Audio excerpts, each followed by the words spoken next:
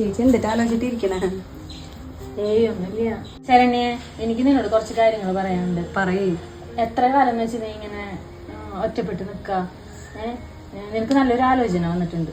ഞാൻ അവന് നിന്റെ നമ്പർ കൊടുത്തിട്ടുണ്ട്. എല്ലാ കാര്യങ്ങളും നിന്റെ അവനറിയാം. ചേച്ചിക്ക് അറിഞ്ഞൂടെ ഞാൻ ഇത്രയും കാലം കല്യാണം കഴിക്കാണ്ട് ഇരുന്നത് എന്റെ മക്കൾക്ക് വേണ്ടിട്ടല്ലേ? നിങ്ങൾ പെട്ടെന്ന് ഒരു കല്യാണാലോചന പറഞ്ഞ ഞാൻ എങ്ങനെയാ സമ്മതിക്കുക? അവന് നിന്റെ കാര്യങ്ങളൊക്കെ അറിയാം. അവൻ നിന്നെ വിളിക്കും. ഇനി എന്തിട്ടാന്ന് വെച്ചാൽ നീ തീരുമാനിച്ചോ. എനിക്ക് അത്ര പറയാനുള്ളൂ. ചേച്ചി അങ്ങനെ പെട്ടെന്ന് നമ്പറൊന്നും കൊടുക്കല്ലേ ചേച്ചി. അയാള് ചിലപ്പോ ഇഷ്ടം എന്നൊക്കെ പറഞ്ഞിട്ടുണ്ടായിരിക്കും. പക്ഷെ എന്റെ മക്കളെ എങ്ങനെ നോക്കുന്നു എനിക്കറിയില്ലല്ലോ. പിന്നെ അയാള് നിന്റെ മക്കളെ പൊന്നു പോലെ നോക്കും, ഞാൻ പറഞ്ഞിട്ടുണ്ട്. എന്നാലും എനിക്ക് വേണ്ട ചേച്ചി, വേണ്ട. നിങ്ങൾ അങ്ങനെ നിർബന്ധിക്കരുത് പ്ലീസ്. എനിക്ക് താല്പര്യമില്ല എന്നാണ്. നീ ഒന്ന് ആലോചിക്ക. നമുക്ക് അച്ഛനില്ല. അമ്മയുടെ വിഷമം നീ ഒന്ന് മനസ്സിലാക്ക്.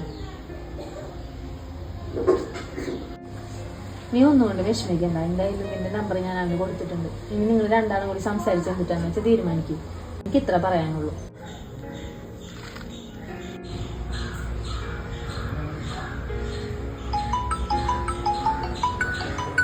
ഏതാ പരിചയമില്ലാത്ത നമ്പറാണല്ലോ.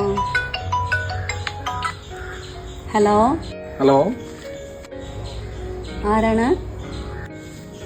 ശരണ്യല്ലേ? ശരണ്യാണ്. ഞാനാ പ്രശാന്താണ്. ചേച്ചി പറഞ്ഞിട്ടുണ്ടായിരുന്നില്ലേ?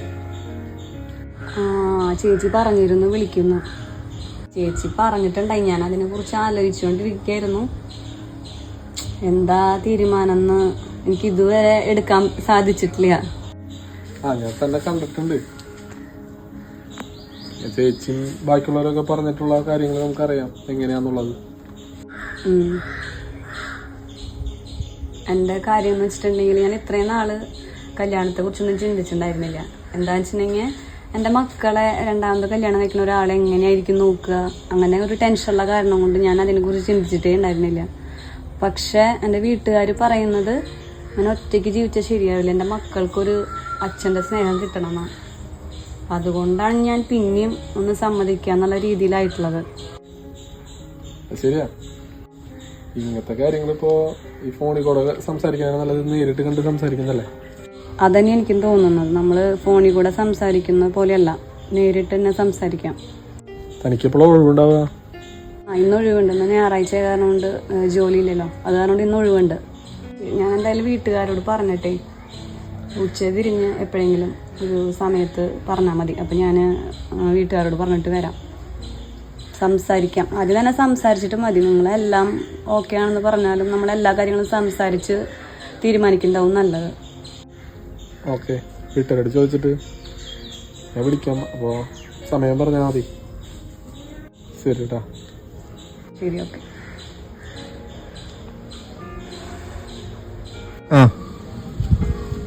ശരണ്യ, പ്രശ്നമുണ്ടല്ലേ?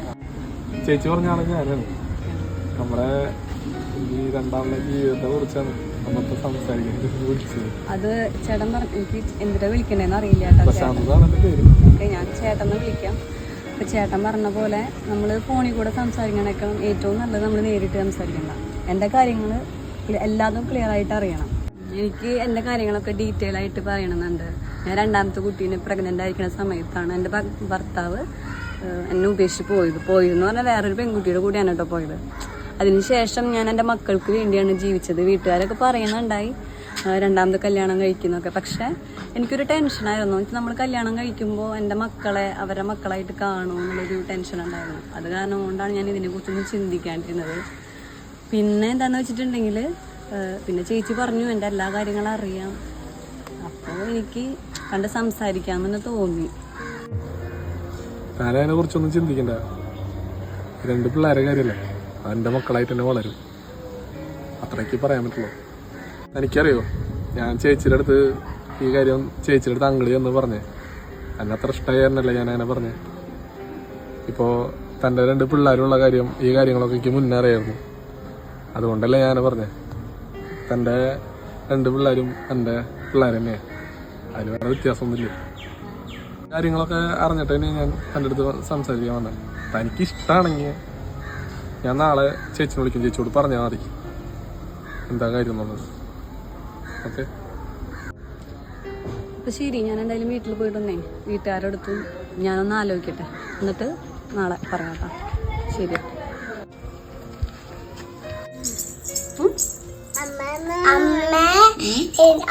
അമ്മാമ്മ പറഞ്ഞല്ലോ എനിക്ക് പുതിയ അച്ഛൻ വരാൻ പോവാ. പുതിയ അച്ഛൻ വരുന്നത് ഇഷ്ടാണോ മാധുന്? അമ്മ എന്റെ സ്കൂളിൽ പഠിക്കുന്ന എല്ലാവർക്കും അച്ഛൻ, എനിക്ക് മാത്രം അച്ഛനില്ല. അച്ഛൻ വേണമെന്ന് ആഗ്രഹം ഉണ്ടോ?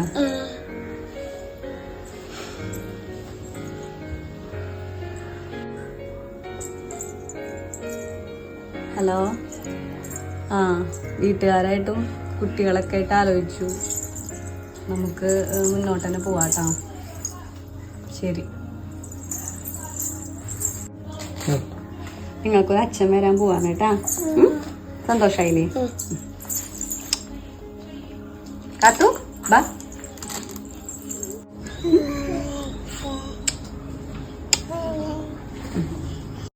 നമ്മളെ രണ്ടുപേരുടെ വീടും അടുത്തടുത്തായതുകൊണ്ട് മാധുവിന് വേറെ സ്കൂളിലേക്കൊന്നും മാറ്റേണ്ടി വന്നില്ല. ശരിയാ. എനിക്ക് നിന്റെ അടുത്തൊരു കാര്യം പറയാനുണ്ട്. അതെന്തിട്ടാ? എനിക്ക് നിന്നെ മുന്നേ ഇഷ്ടമായിരുന്നു പഠിക്കുന്ന സമയത്തോട്ട്.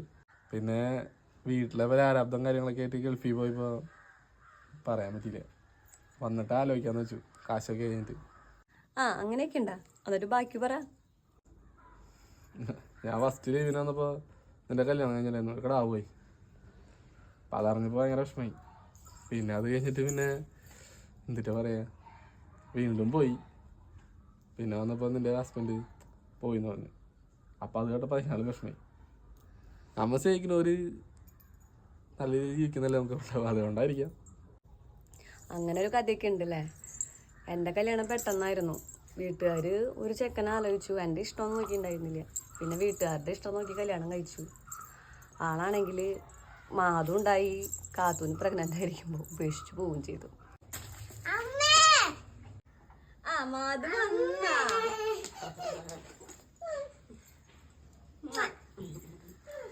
ഇത് അമ്മയ്ക്ക് മാത്രമുള്ള അച്ഛനില്ലേ?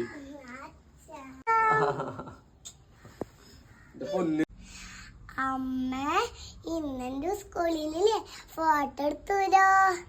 ആണോ?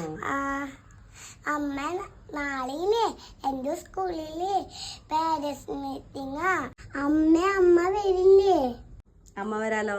ചേട്ടാ, എൻ്റെ മാധുവിനെ ഒരു വിഷമമുണ്ട്. എല്ലാ പേരൻസ് മീറ്റിങ്ങിനും എല്ലാവരുടെയും അച്ഛനമ്മമാര് വരും, എൻ്റെ മാത്രം അമ്മ വരുന്നുള്ളൂ എന്ന് പറഞ്ഞിട്ട്. ആ, അങ്ങനെ ഒരു കാര്യമുണ്ടാ?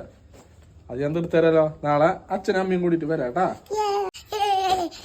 നാളെ എന്റെ അച്ഛനമ്മ വരില്ലോ. സമയമാണ് പോയി ഡ്രസ് മാറിയ സിനിമയ്ക്ക് പോണ്ട. ആണോ മാധു? വേഗം പോയിട്ട് ഡ്രസ് മാർക്ക്. വേഗം ആയോ അതിനെ പിന്നെ